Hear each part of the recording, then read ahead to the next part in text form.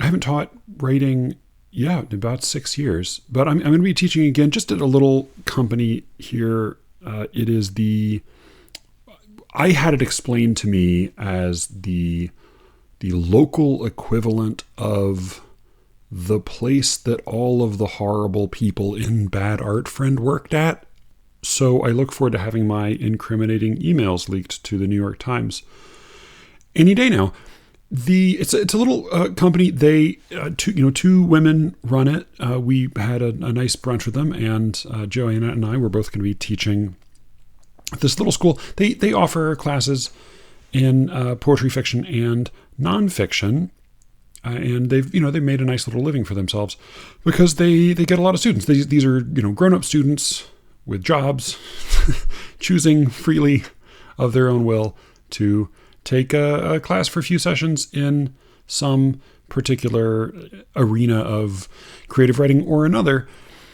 As I said, they offer classes in, really, I mean, they're willing to offer creative writing classes in any kind of creative writing people would like to learn. And, in the same way that if you go to like a local arts center, you can take drawing classes or something like this. So I feel, I have misgivings about teaching creative writing, not because writers are born not made and you can't teach writing, though I think there's probably some truth to that, and not even because the creative writing workshops have spoiled the boldness and experimentation of American fiction and poetry, but really just because I always feel a little bit like I'm lying to my students. Not in the things I say, but sort of in the premise of the class as a whole, which I always have sort of a hard time articulating even to myself. So this feels a little bit better because I'm just going to be teaching grown-ups who want to come in and try something out for a little bit. The thing the thing that sort of took me aback a little bit, I write and publish and have taught fiction and poetry both, and so I'm happy to teach both. As the owners of the company mentioned at our brunch, there's a limited demand for poetry. This is it's a highly educated area with a lot of people who have some free time and expendable income and want to improve themselves. So this is exactly the sort of area you would want to start up a school like this in. But as I said, there's limited demand for poetry. Now it turns out what that means is that the demand for poetry is zero. There is zero demand for poetry classes. No people want to take poetry classes. Now, there's a certain, the people who sign up for the school are people who sign up for classes at this company. They're either people who are not interested in getting MFAs or are not interested in getting them yet. They're people who have a little money to spend, though they do have some scholarship programs. And they're people who want to write in one capacity or another. So it's not that nobody's interested in writing. A lot of people are interested in writing fiction. And once upon a time, I might have said that, that's the sounder financial choice. But, these days, fiction, poetry, financially, it's pretty much a wash. So what I conclude is that while there are lots of people, there are plenty of people in the area who say to themselves, I'd like to write a novel, or I'd like to write short stories. And I think I could benefit from some guidance, some, the wisdom of experience, a little bit of, some pointers, some workshopping, some instruction from those who have a background in this, from those who published, from those who've spent years thinking about and working on this. Plenty of people are saying that to themselves about fiction. The people who, the equivalent people who are not signing up for the poetry classes, I mean, truly, there are none. The total number is zero. And so, I glean that what they're saying to themselves is one of three things, I think. They're either saying, I love poetry, but for me, it's mostly about, self-reflection and journaling, and sort of it's a therapeutic process. I'm really just interested in and sort of writing for myself. So that's one possibility. I think there are plenty of people for whom that's true. Another possibility is poetry's bullshit. It's not even if and even though I'm interested in writing, why would I ever waste my time on that kind of effete, embarrassing, self-indulgent hogwash? The third thing that some of those people who are not signing up for the non-existent poetry classes, the third thing they're thinking is, I do care about poetry, and I do want to write poetry, and I even want to write poetry for other people. But having read what I've read, having looked out at the world, I conclude that with no particular instruction, no guidance, no pointers, no tips, no drills, no exercises, with no help and no teaching whatsoever, I am already fully, confidently capable of producing poems every bit as good as the poems that are published every week in, say, The New Yorker, or any other of the highest profile poetry venues in the country. I can do that just as well as all of the people writing and publishing in those venues without any help at all. And I guess from where I'm sitting, getting ready to teach my first fiction-only class in January, I guess what I have to say, if any of you are listening, if you live in the area, if you would have been one of those people who might sign up for a poetry class, but you said to yourself, either I write for myself and that's all I need, or poetry is bullshit and not worth my time, or I can already do poetry just as well as all of you motherfuckers. Whatever you're saying to yourself, I just want to reassure you that you are absolutely, without question, 100% correct.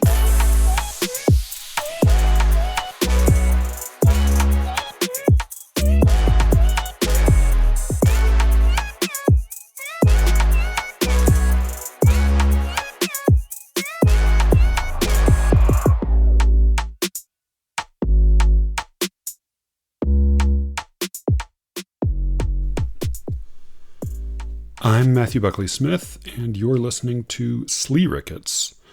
Thank you all for listening, and if you have a chance sometime this week, recommend the show to somebody you think might enjoy it. I appreciate it. Your friend will appreciate it.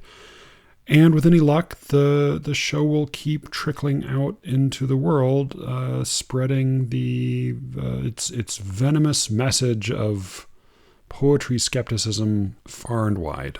This week I have a little bit of a miscellany. I'm going to be reading from an especially salty listener email that I got recently, as well as talking for a while, I think, about the health of poetry.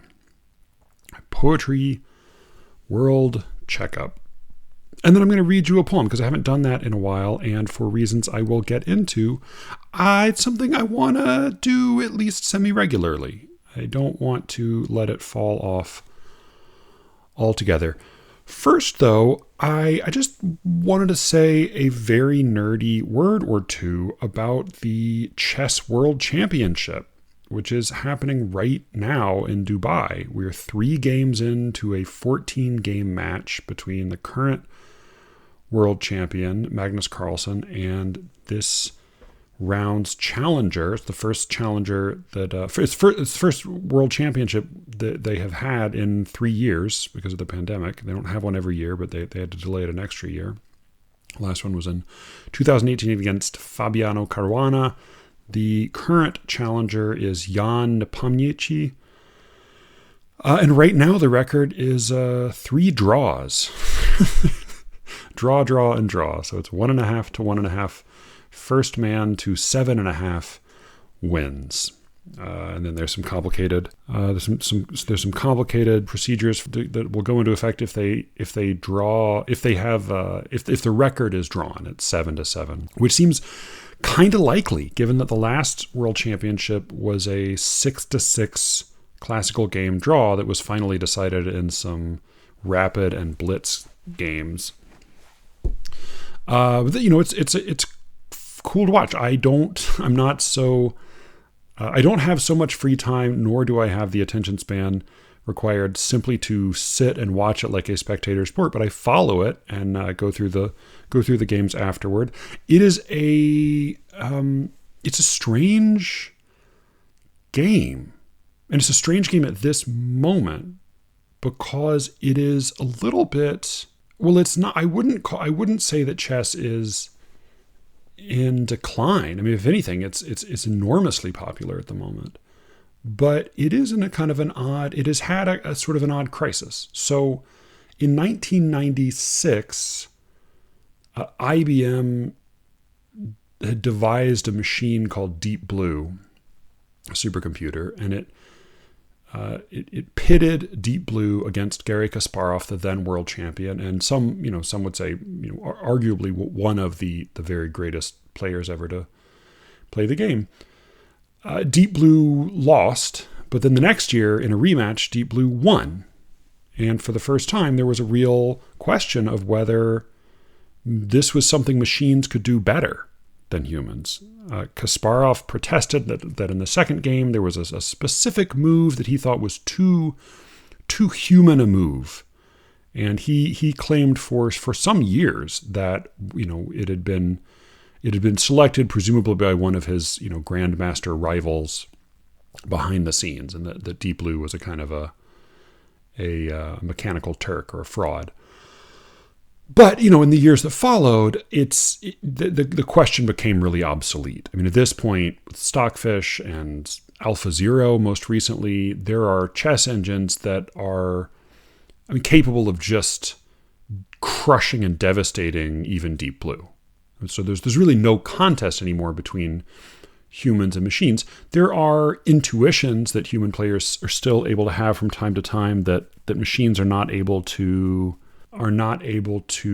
predict, except at extreme depths, and sometimes not even then, at least as far as what's possible now. I mean, chess is such a it's 64 squares and 32 pieces, but even 4 moves into the game, there's something like 3 billion possible positions. So the computing power required just to play a decent game is pretty astonishing.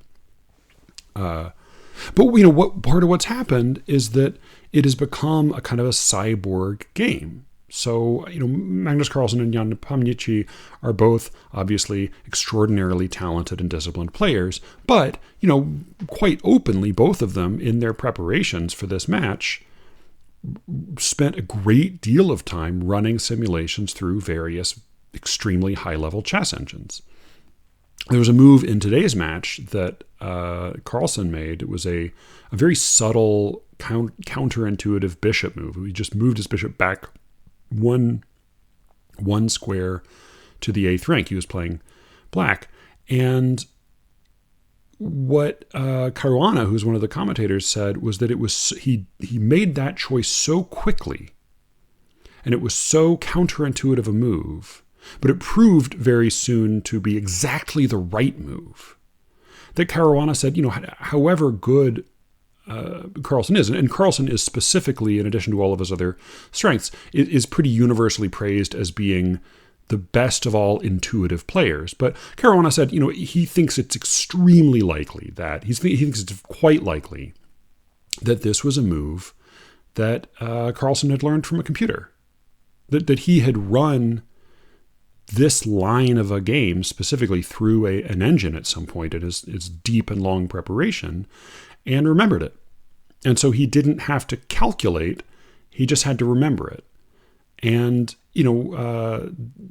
there were a few novelties and a few errors, inaccuracies in the first 2 games, but this game was sort of, today's game was pretty widely considered to be the most boring of the 3 so far. It was It was extremely accurate, as several commentators noticed. It was played about as well as a computer would play it.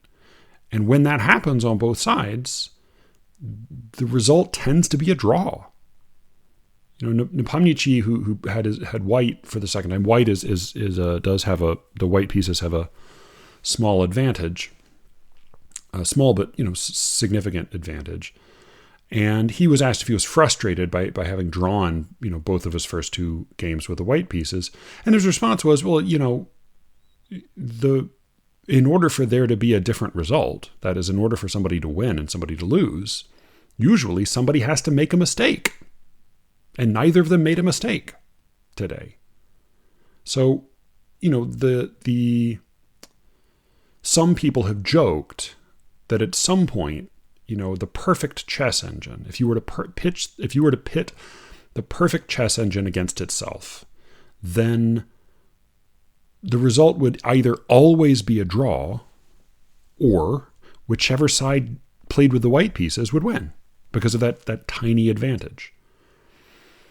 And we may be approaching that stage of the game with human players. Human players, a combination of advanced theory on the game and the aid of computer engines might be such that unless there is a real anomalous human error, unless I think maybe the two possibilities that seem to suggest themselves is that at the very, very highest level, and most games between the very highest level grandmasters are draws.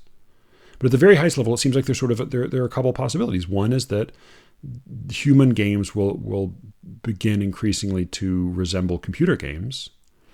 And another, which may end up being the same result anyway, is that the game will become more like poker.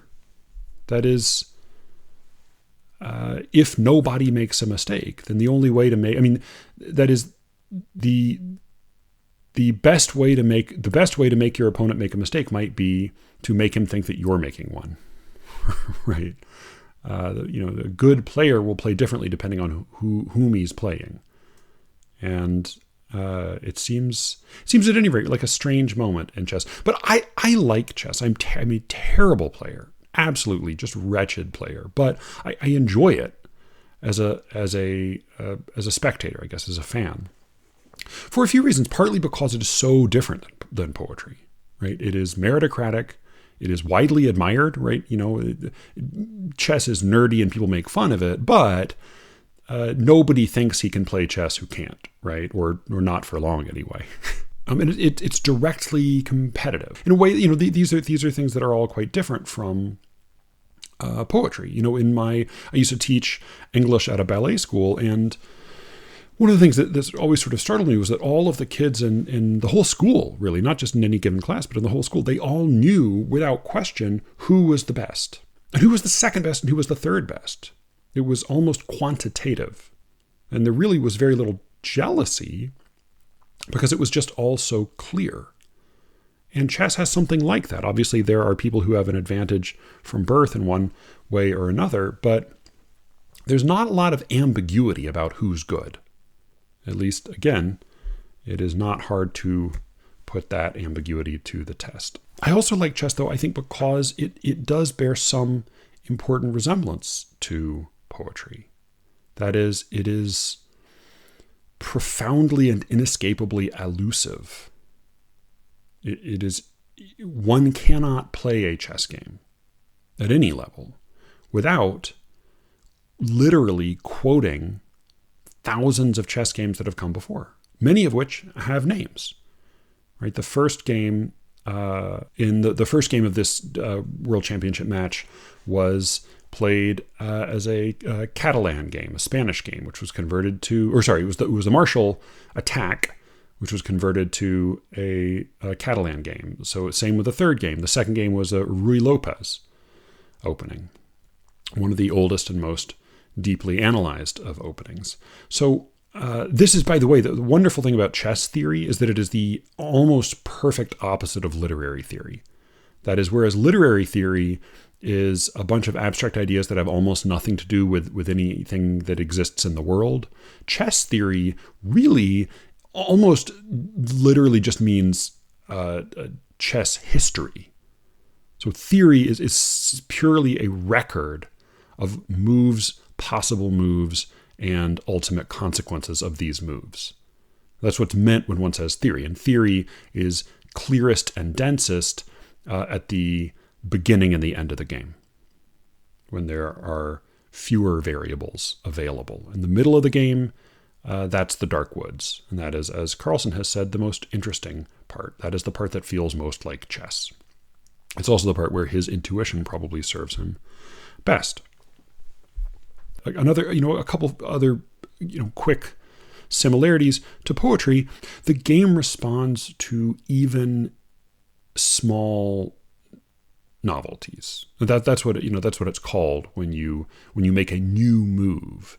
And when you see the new move that grandmasters and chess experts get excited about, often it is so piddling, so tiny. It's some little single square pawn move. It just seems like, well, there's almost nothing there. But again, when you play the game at the very highest level, then the smallest of changes has enormous consequences. I was reminded of this the other week listening to that Zoom reading I mentioned in my conversation with Sam Riviere. It was an old professor of mine, a really wonderful poet. I'm actually, with luck, going to be having her on the show soon, which should be really, really cool. It's going to be that's an interview I'm really excited about. I think it's going to be a really good one. But she is a formalist. I don't think anybody really likes that term except for Shane McRae. But she writes almost exclusively in regular meter and rhyme.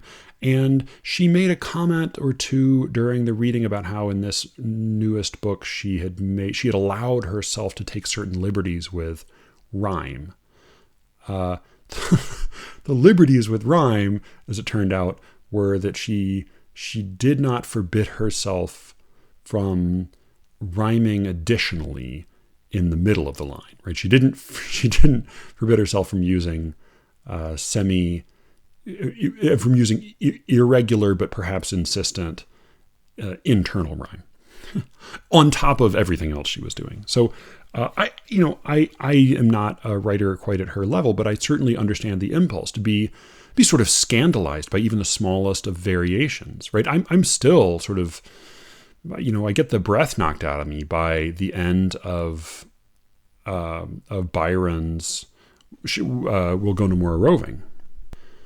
Very short poem, very simple. Well, here, I'll read it to you real quick, just because he does this remarkable thing, really just startling thing that is also really tiny and piddling and insignificant, except that when you play at the highest level, these little changes make a difference. So this is We'll Go No More A-Roving by Lord Byron.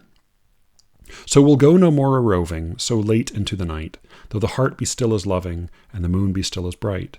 For the sword outwears its sheath, and the soul wears out the breast, and the heart must pause to breathe, and love itself have rest. Though the night was made for loving, and the day returns too soon, yet we'll go no more a-roving by the light of the moon. So it's a simple construction. It's A-B-A-B, three quatrains. It's trimeter, sort of, fairly consistent. It's a fairly consistent anapestic trimeter. But in the last line, in this poem about losing your breath, about getting old, about falling behind, about no longer being able to keep up, and finally about coming to a stop. In the very last line of this poem about being worn out and not being able to go on, he drops a foot from the last line. Though the night was made for loving, da-da-da, da-da, da-da, and the day returns too soon, da-da-da, da-da, da-da, yet we'll go no more roving, da-da-da, da-da, da-da, by the light of the moon. That's all. He stops short at the end. It's scandalous. Just thrilling to me. I blush like I'm seeing the hem of a lady's petticoat at the opera. But I think this is the same with chess. It's part of what I really enjoy about it, as little as I'm able to understand. And lastly, I think that when there are truly great games, they are, as with the best poems, they are called immortal.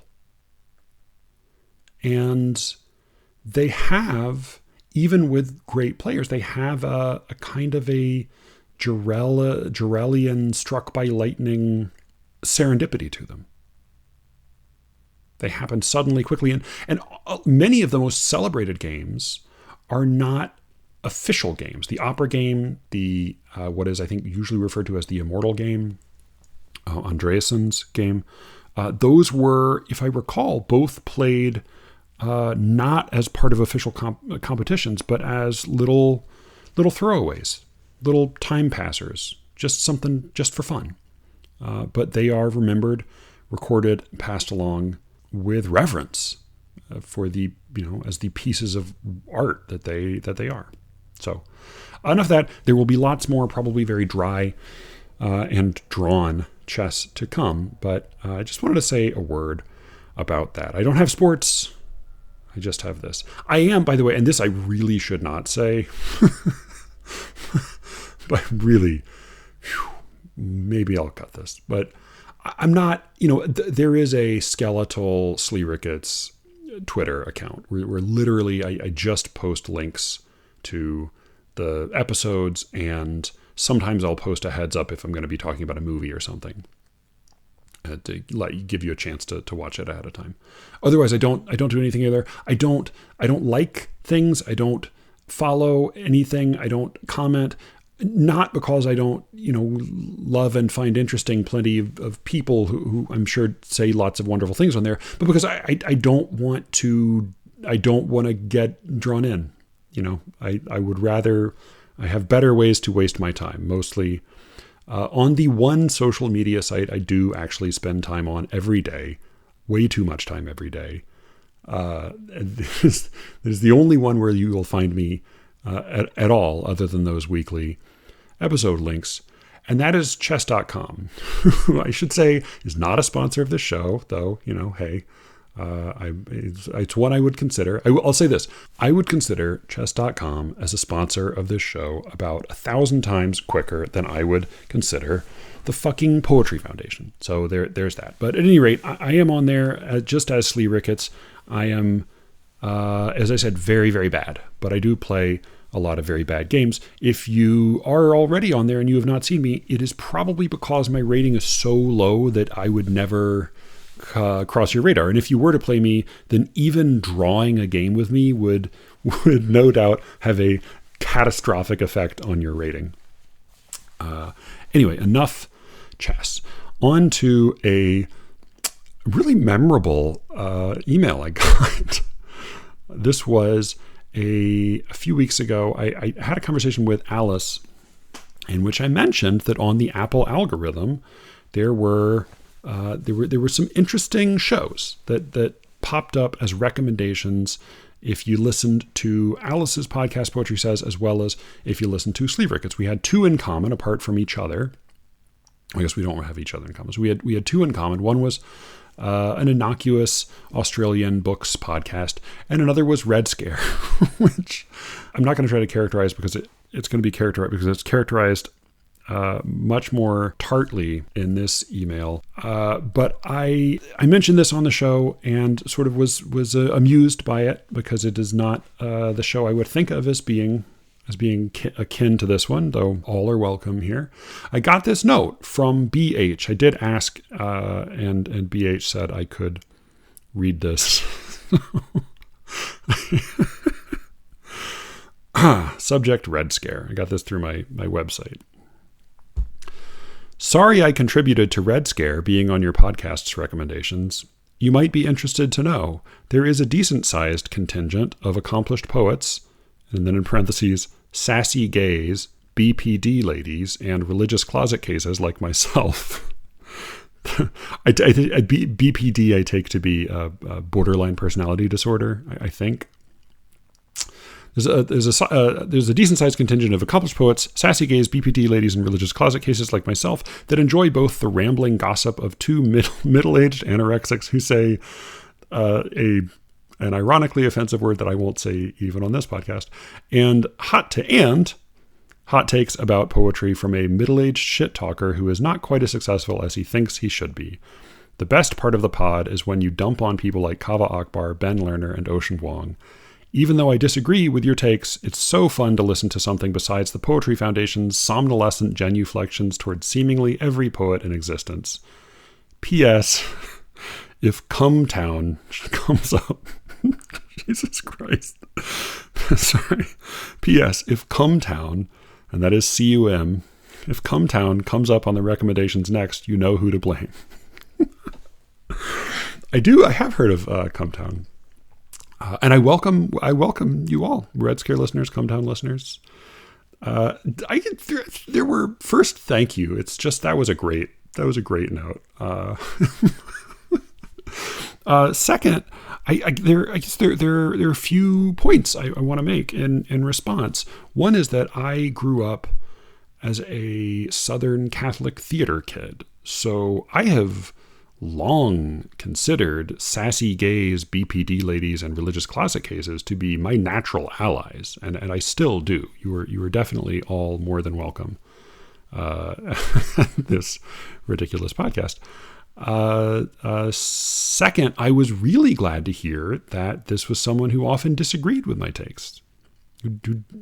I want people to disagree. The last thing I want is just to talk to people who already agree with me.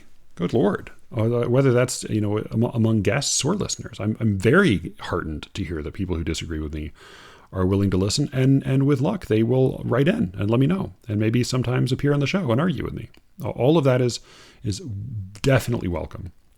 And the last thing I wanted to say, in response to BH's very generous and evocative email, is that while I am pleased to dump on Kava Akbar, Ben Lerner, and Ocean Vuong, all of whom fucking deserve it, I don't want to, and I certainly talk shit. I mean, that's without question. I talk a lot of shit, and I will talk more in this episode, I'm sure. But I don't want to do that exclusively. I've threatened for a while to do a proper William Logan episode, and I haven't done it mostly because I felt as if I should do more research. So I've been reading his reviews in the New Criterion and sometimes elsewhere for years. He publishes 2 big omnibuses a year in the New Criterion, in which he infamously takes on and mostly takes down various popular poetry books of the day. He also writes, more straightforward criticism and some other reflections, and a really brutal assault on a specific case of plagiarism that I do want to get into. So I'm going to be talking about a couple of specific pieces he wrote in some episodes to come, but I guess I'll just say now what I have been holding off from saying because I felt as if I was not quite yet grounded enough in his work. And the thing is, I probably never will be. William Logan certainly knows a lot more than I do, and is certainly much more accomplished than I am. Here's the thing that I have always feared with William Logan. And by fear, I mean I feared it for myself. That is, he is a poet and a critic. And though lots of people read his criticism, even if they say they don't, anyone who complains about him, let me put it this way, anyone who brings him up as a topic to complain about is also reading his reviews. They are sharp, and they are perceptive, and they are extremely mean-spirited, and sometimes really, really beyond the pale. And I think often wrong. I do think that he is a little wittier than Jonathan gives him credit for, though he is at his worst and I think this has happened more and more in recent years, he's at his worst when he's indulging in mean guy one-liners, of which he's occasionally, dashed off some good ones. The thing about William Logan that I cringe at mostly, because he seldom attacks people who are not already very well established. He's not hurting anybody's career, is what I glean. If he reviews first books, he almost only reviews first books that he thinks are really worth the reader's time. So there I think his policy is exactly correct. The thing about him, though, and this is really my kind of my armchair theory about him, is that if you spend this much time milking your ducts for bile about poetry, it's going to be hard to write poetry. And that's what you see when you read his poetry. It's that it sucks. His poetry is very weak. It's often, the thing is, it doesn't even suck in an interesting way. It's just tepid. It tends to be just tepid, sepia-toned description. In free verse, but sort of limping flat, roughly pentameter length lines that resolve with a moment of musing or a highly specific but ultimately inconsequential image. Now, that's not true of all of his poems. But going back through his poetry, and I haven't read enough, I'm sure somebody who knows his poetry much better than I do could say much more about it. But my impression is that it's gotten worse. People complain a lot about the MFA sucking the venom and the heat and the force, the excitement out of poetry. I wonder if his criticism if he did that to himself with his own criticism, because it's gotten lamer. So I don't want to attack William Logan at any great length. As I said, I respect him a great deal, and I'm saying this, again, without having spent nearly enough time with his work. If there is, by the way, if there is a specific work of his that I should know that contradicts everything I'm saying here, let me know. Write me a note. Fill me in. I am far from a William Logan expert. That's just my kind of working theory, is that if you spend that much time just laying into other people's poetry, then it gets hard to write your own without a kind of a reflexive cringe, if that makes sense. And I don't want to do that. I do still write poems. And I would like to be able to write things other than just mean takedowns. Though those I am also happy to supply as needed. So that was that was one of the more salient emails I have received thus far. I wanted to talk also about something that came up in my conversation with Sam the other week. So I said this offhand. I said, poetry is in a state of poor health, and he challenged that claim, and he referred to, as he was quite right to, the very large numbers of people reading and writing poetry today, and even the increased percentages, I think, by certain accounts, of people reading poetry. And so it is possible that I was completely wrong. But after that, when I was editing the episode, I heard myself say that, and I thought, well, I didn't plan on saying that. Where did that come from? Why did I?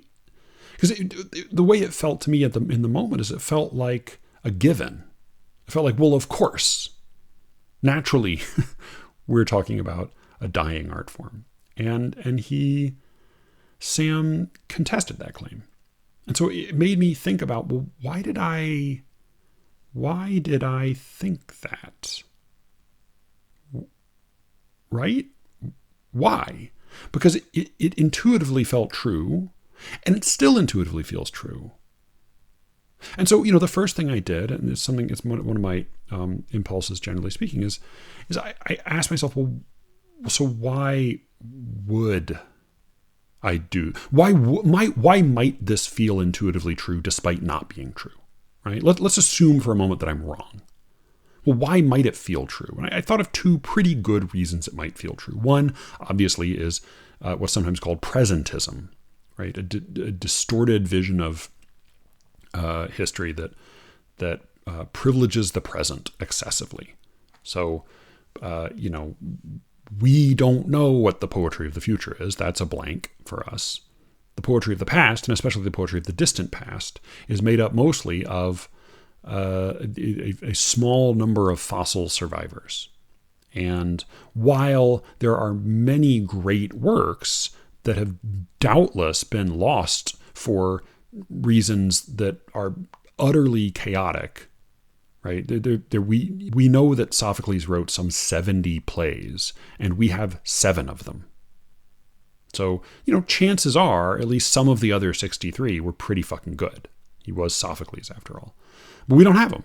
And the reason that we don't have them is almost certainly not because they were all bad, right? It is probably because of some dumb luck here or there, right? Something caught fire, somebody lost something, somebody got robbed, a city was sacked, right?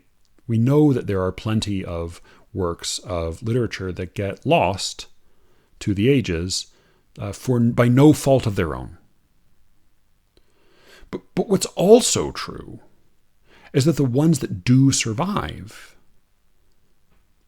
tend to survive because, not just because they were lucky, right? First, they have to be lucky, right? That's a prerequisite. But then once they're lucky, somebody has to like them, right? The only copy of Catullus' book of poems survived because it was stopping a barrel in the Middle Ages, or in the Dark Ages. But once somebody pulled it out of the barrel, right? Once you pull the scraps of the, papyrus from the dump, outside of some ancient city in Egypt, you don't bother to pass it along unless you find something there,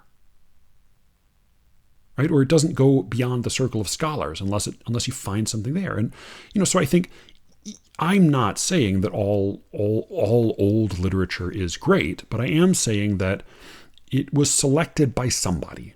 And it was selected by somebody again and again and again and again and again.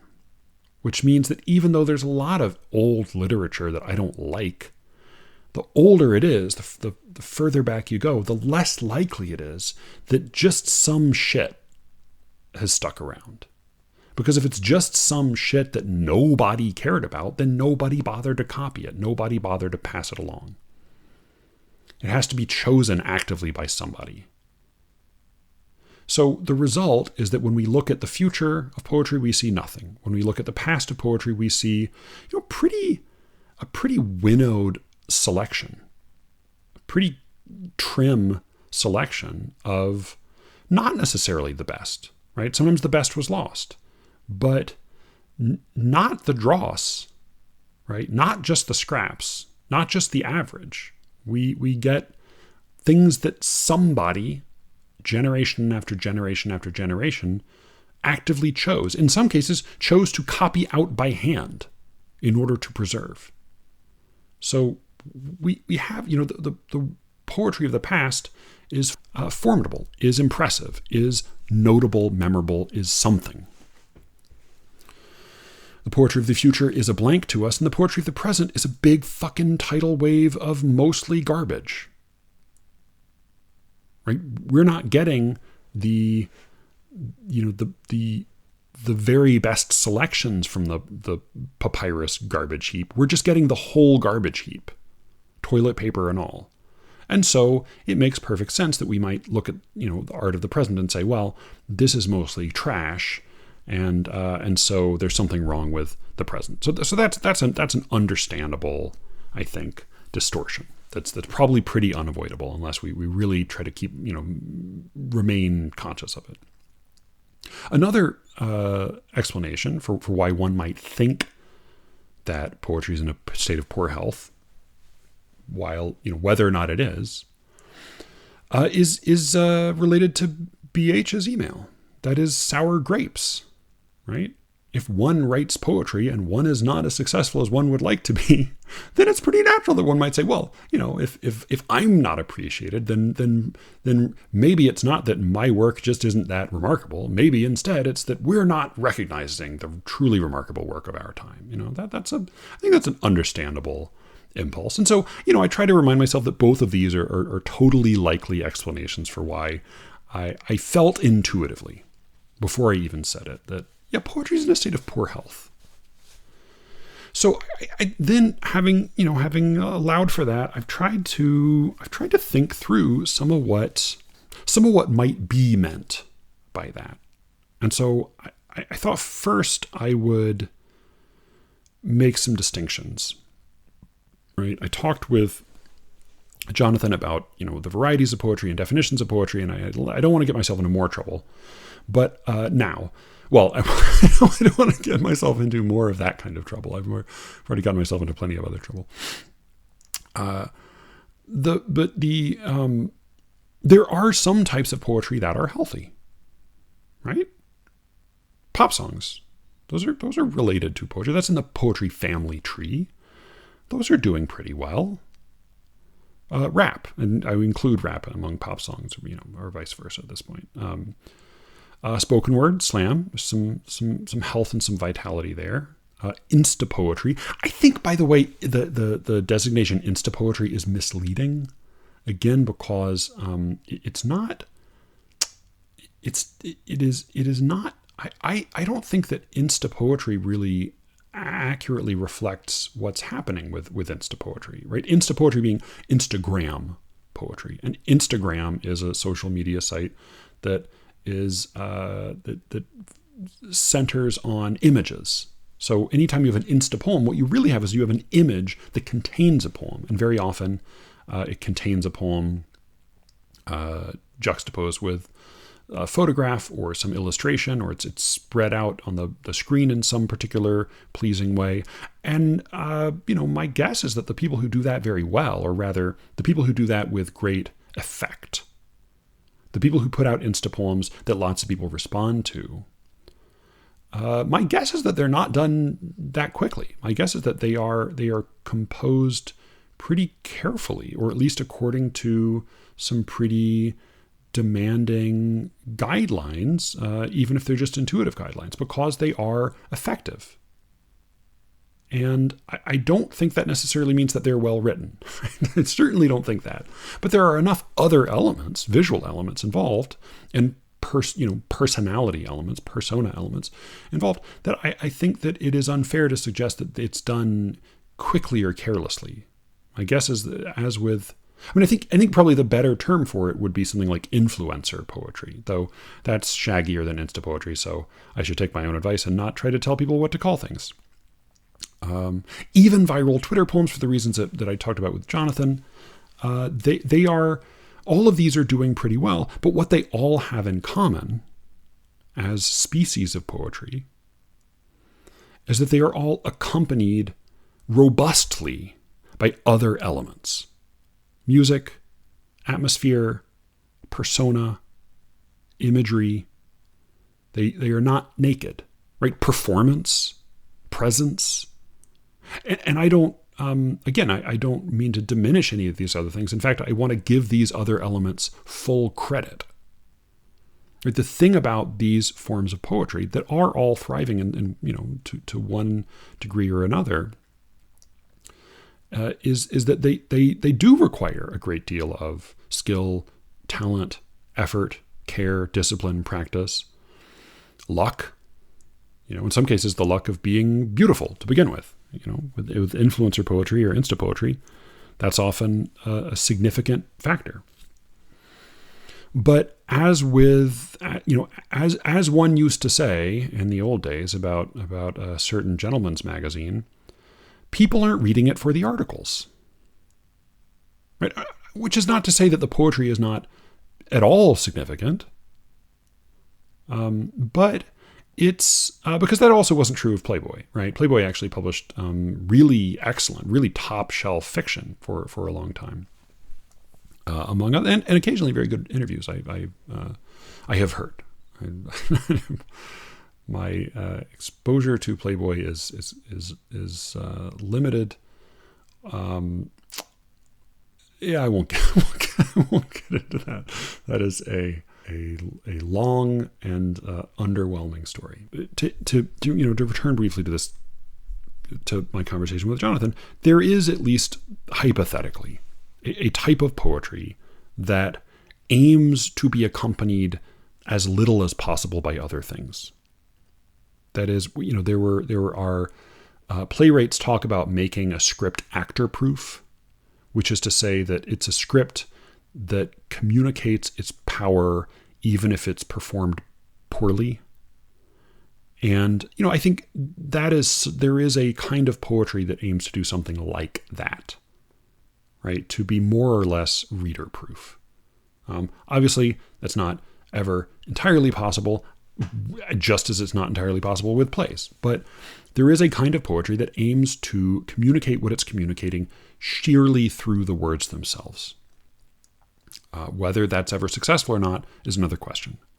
But that kind of poetry, the kind of poetry that is not robustly accompanied by images, sounds, music, a performance, a presence, a Twitter or Instagram persona, that kind of poetry, naked poetry, mirror poetry, what the Australians, I guess, call page poetry, just the words on the page, to the extent to which that's possible. That kind of poetry, I think, is in rather poor health. I think that it may be true that even for that kind of poetry, though I think if you were to make some of these distinctions, some of the very sunny statistics that get rattled off anytime somebody wants to write a piece about how poetry is thriving or poetry is entering a new golden age, as the recent CNN article had it. I think the statistics that get rattled off, my guess is that they would look rather different if you were to slice it a little more finely. And if the audience for this kind of poetry is bigger, and my guess is that the audience is bigger for the same reasons that community theaters prefer to put on shows with large casts. Why do community theaters, that is non-professional theaters that exist mostly for the enrichment of the participants, why do community theaters like to do shows with large casts? Well, for two reasons. One, because they get to involve more people. And for two, indirectly, because all of those people know people. And so the bigger the cast, the more likely the house will be full. Because the house will be filled up almost exclusively by close personal friends and family members of the cast and crew. I tend to think that if the audience for poetry has increased, it has increased for that reason.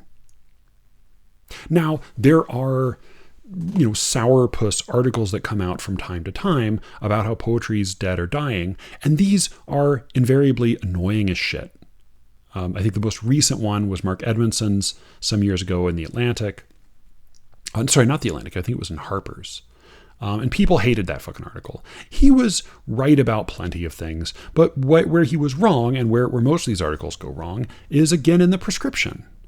His conclusion was that the reason poetry is in poor health is that poets aren't writing political enough poems. If we just had more political poetry, then poetry would be doing great, which just seems like a fucking idiotic thing to say. And looks even dumber now. So I don't intend to offer a prescription. I don't even really think that it makes a lot of sense to say that there is a theoretical prescription. I not only will I not tell you what we should do to make poetry thrive, I'm not sure there's anything we can do to make it thrive. When I think about the health of poetry, here's some things I think about. I think about where are the guilty poetry pleasures? Right? Think of any thriving art form. There There are what William Goldman liked to call the snob hit. There are works that everybody knows they're supposed to like, and maybe some people do. And then there are other pieces that you think, oh, but this is delicious. This I would want to gobble right up, even though I feel a little bad about it. Even though I know it's sort of lowbrow, but I just love it. Where are those? Out of curiosity, where are the poetry guilty pleasures? Again, for this specific category of poetry, of unaccompanied poetry. Shouldn't there be guilty pleasures if this is a thriving art form? Where are the heated arguments about whether one poem... Here's an argument I would love to hear. I would love to hear a heated argument about who is putting out the best poetry today. Right? Those arguments are easily found for any medium or art form that is actually in good health. Who's the best director? Who's the best pop star? Who's the best rapper alive? Right? Those you can throw a rock and you'll hit somebody having one of those arguments. Who argues genuinely about who's the best poet alive? Now, there are fandoms. There are, as Jonathan pointed out, plenty of likes and retweets and fire emojis. And there may even be people who like to say insistently that so-and-so is the best. But where are the nitty-gritty arguments about this? I tried to think of like the last few times there was a heated public debate about a specific poem. I could think of, let me think.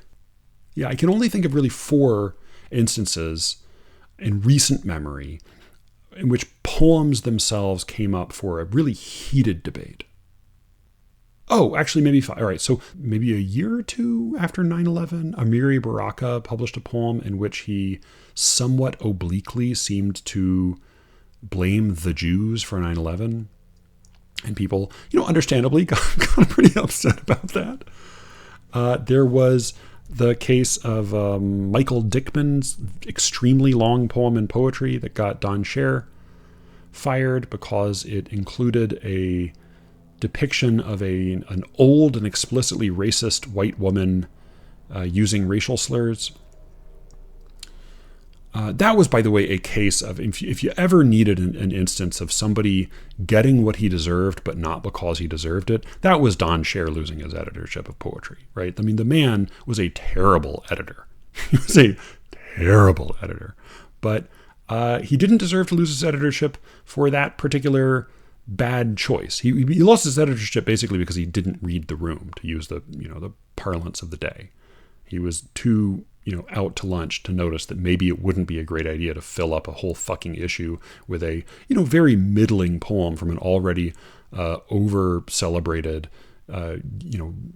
middle-aged white poet, which included a racial slur. I mean, like that was not a wise decision, but that's not, he deserved to lose his editorship a long time before that. What's the other example I could think of? The Anders Carlson Wee had his article, had his little poem in The Nation that shut down The Nation's poetry. Right? Was it The Nation or Boston Review? I forget. Whichever one it was.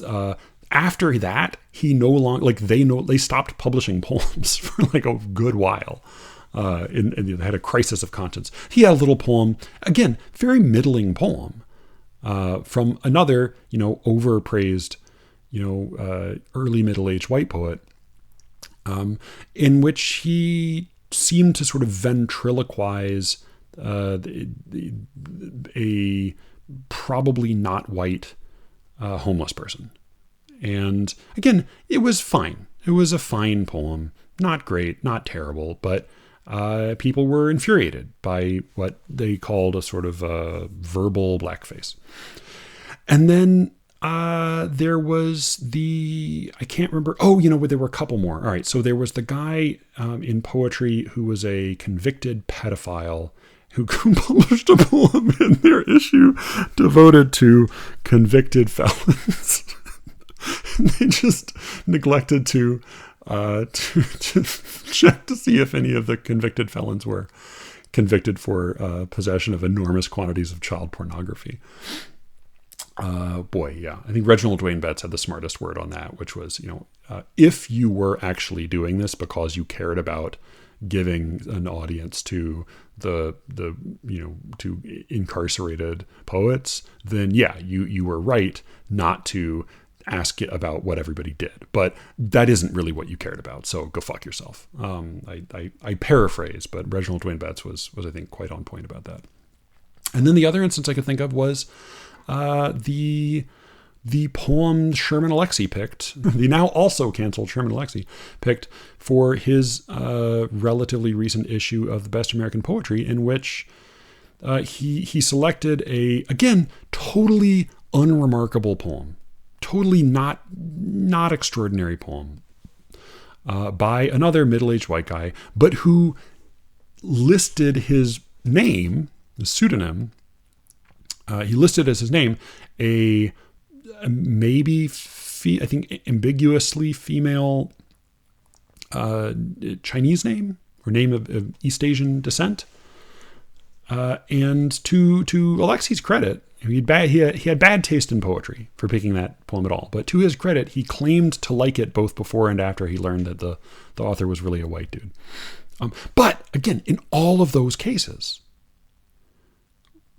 the argument about the work, the argument about the poem, was about either the political or inadvertently political content of the poem or the identity of the author.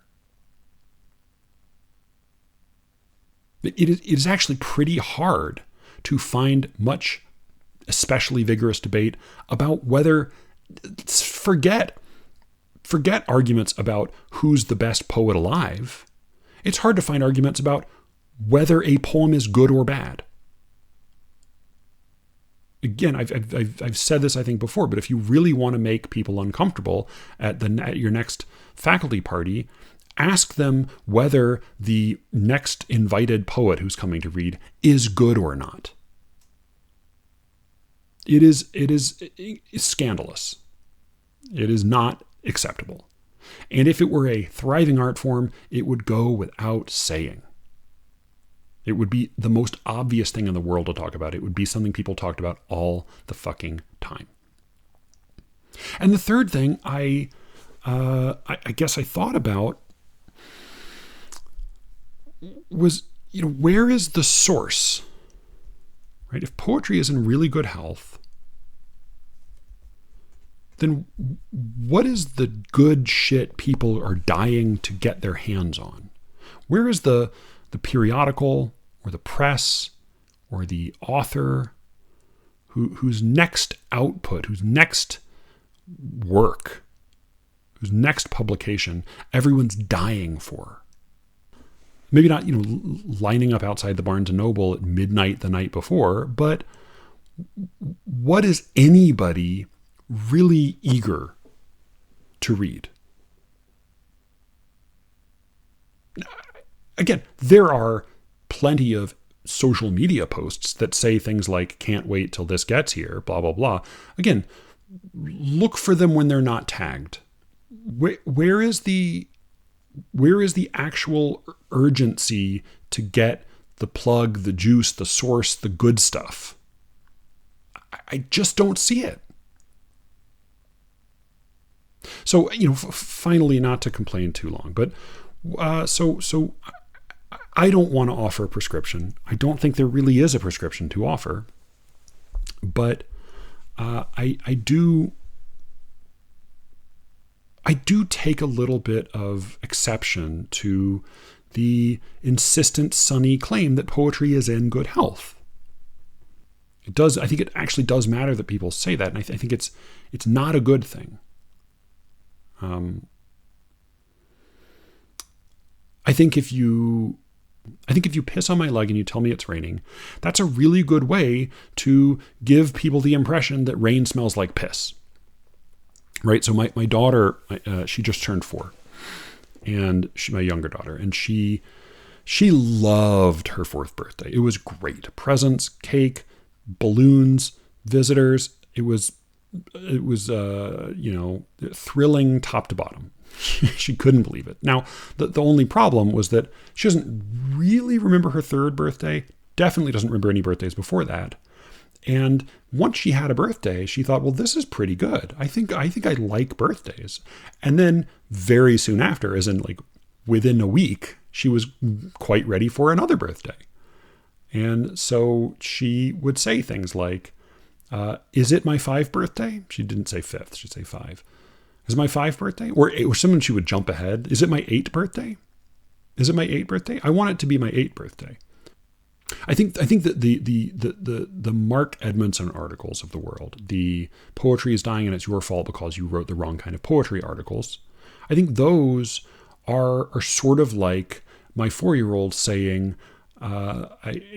it's not my 8th birthday, but I wish it were. I want this to be my 5th birthday. I wish this were my 5th birthday.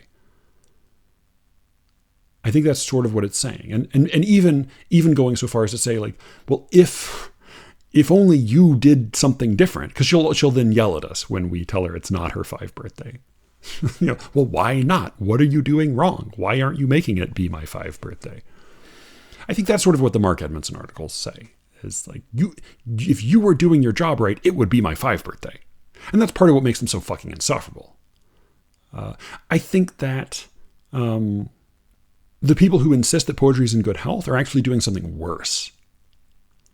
I think they're saying, it is my 5th birthday.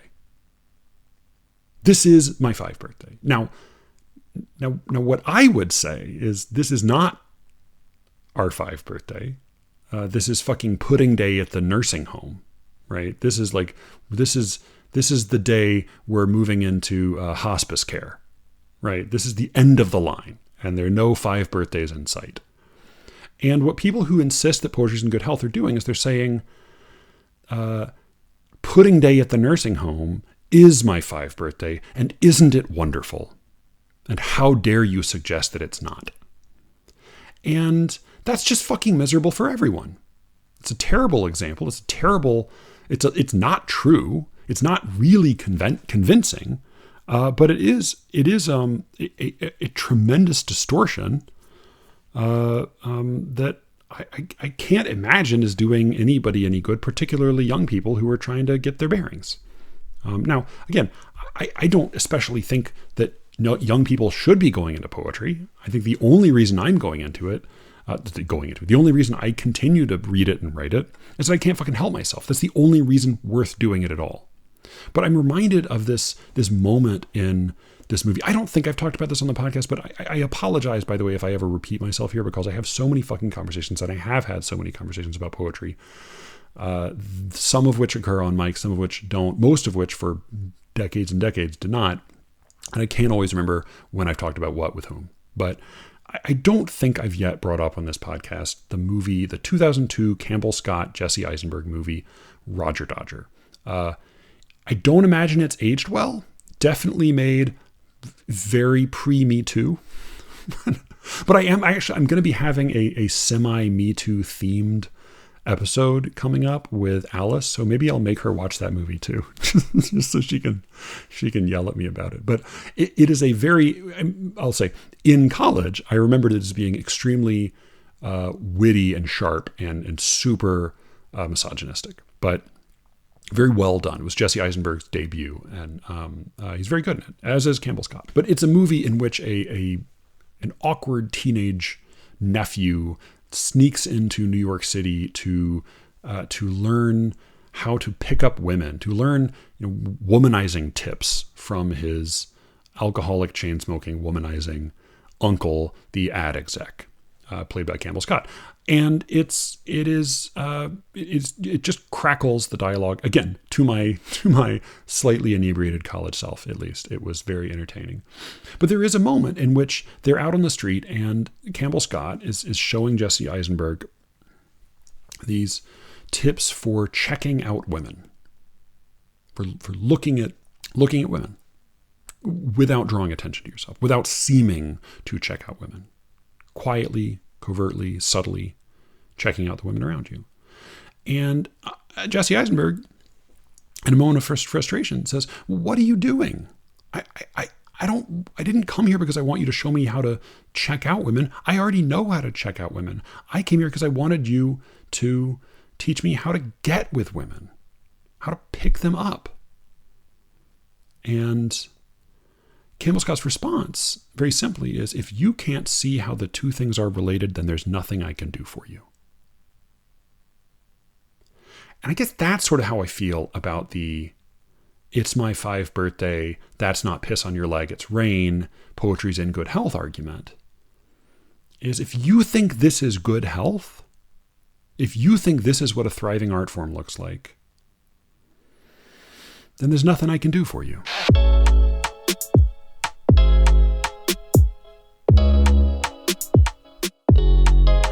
One of the reasons I like doing a podcast like this is that I get to change my mind from week to week, and even sometimes between segments.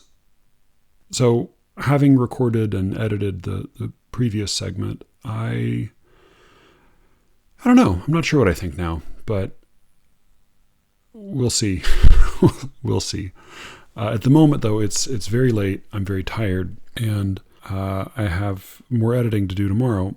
So I'm going to just read a very, very short poem. Really, it's just a kind of an epigram. This is by Kevin Young. It's from Jelly Roll. It's a big whopping book of lots of teeny tiny poems. It's called Interlude. Many of the poems in the book are named after types of music, pieces of music, styles of music. And this is a little song between the songs. And there's almost nothing to it. It's almost not a poem at all. It just sort of, it has, I think, maybe just enough of a turn to it to be something. It's like one of those paper sculptures that's folded just enough that it's able to stand up on its own without falling over. So this is Interlude by Kevin Young. I'll just say a word or two about it and then sign off. Interlude. I know now who I am writing this to. And it ain't you. Afraid it's me I cannot leave alone well enough. A sparrow striking again his own reflection. A simple sort of broken off love song, love poem, an abortive love poem. It's a book filled with love poems. And sad, and post-love poems and missing love poems. And this is a kind of an apology, an acknowledgement that something else is going on. Young plays a lot with, line breaks. He tends to write in very short lines, especially in this book, and he will often dismantle received phrases or expressions. Here, just a small play with leaving well enough alone, not bothering with something that doesn't need bothering with. He turns that just a little around so that it is himself he cannot leave alone well enough. He can't leave himself alone. He can't be alone. Not well enough. And then that last little image, a sparrow striking again, line break, again, his own reflection. When I read it on the page without saying the words aloud, I often miss that second again after the line break. There's a kind of an optical illusion or a pseudo-illusion, Paris in the Spring, that involves a similar line break and a similar repetition. It's easy to miss because it's kind of redundant, and you're reading for the sense, and so you skip right over it. But there's a refracted quality to it. There's a little reflection in the middle. And on one side of the reflection, the line break and the repetition. On one side is the word a sparrow striking, and on the other side is his own reflection. So there's, the whole little pair of lines, a sparrow striking again, line break, again, his own reflection, kind of enacts enacts what it describes. That image, I should say, is it's a familiar image. I just with my daughter the other day picking her up from school, we found a little hummingbird dead beside a big plate glass window, and I had to explain to her why that had happened. What had, presumably the hummingbird had flown into the window thinking it was the sky. It was a new concept to her, but it's a very old concept. It's a very old image in poetry.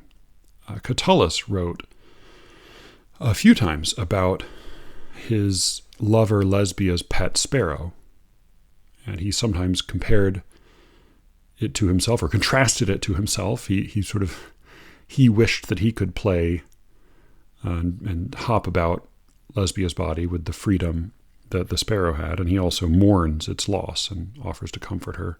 So as I said, it's a simple poem. It turns on this claim that he's not actually addressing the person he says he's been addressing all this while. And we see the sparrow, of course, chasing after what it might think is a mate and what is really itself, as he says he's doing. But, we also know from experience and from reading other poems that it's hard to protest too explicitly without raising suspicions. And so even when he's acknowledging that all of this is written to himself, he's still addressing this other you, and maybe wishing that it were to her that you were writing and not just to himself. Which is to say, he is writing to her. So I'll just read one more time, Interlude by Kevin Young. I know now who I am writing this to, and it ain't you. Afraid it's me, I cannot leave alone well enough. A sparrow striking again his own reflection. It's sort of a nice touch. Young uses rhyme a lot, often it's internal rhyme, though his lines tend to be so short that there isn't that much room for internal rhyme. But he rhymes A, B, B, or sort of the assonant rhyme, me and leave. But then he drops it altogether with that dash after alone well enough. And the sounds of the last part of the poem are a lot harsher and less harmonious than those of the first part. And then, as the title suggests, he goes right back to what he was doing before and writes many more love poems. It's a momentary acknowledgement, but it's not the end of the illusion. I've been thinking a lot about lies, and especially lies one tells oneself. I think I'm going to do an episode about lies coming up. I have a few things I want to talk about, but for now, thank you all for listening.